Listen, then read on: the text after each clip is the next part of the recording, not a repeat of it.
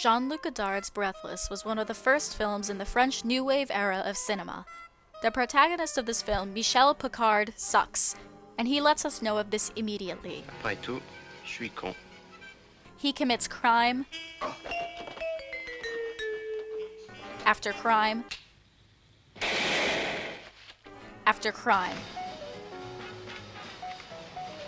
and treats women pretty poorly too. Alors, cruel, idiote, sans cœur, lamentable, lâche, méprisable. So when the film ends with Michel dead in the middle of the Parisian streets, should we be surprised?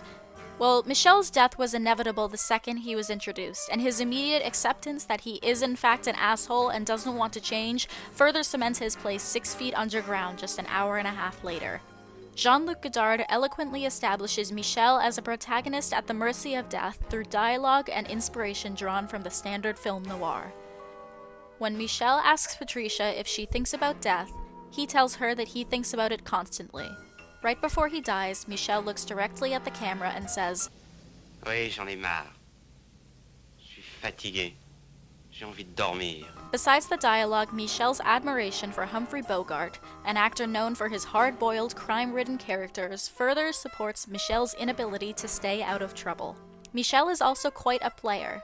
We assume the woman whose room he goes to at the beginning of the film is his main love interest, but then the rest of the film revolves around Patricia.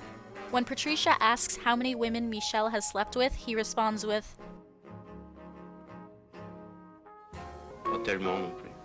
Michel's inability to settle down and yet obvious obsession with this one woman sets him up narratively to inevitably lose this love, whether it's through death, betrayal, or both. Jean-Luc Godard's obvious admiration of film noir is the final implication that Michel will die at the end of Breathless. In his book, An Introduction to the True History of Cinema, he says that he remembered he believed when he was doing Breathless to make a film similar to a film noir.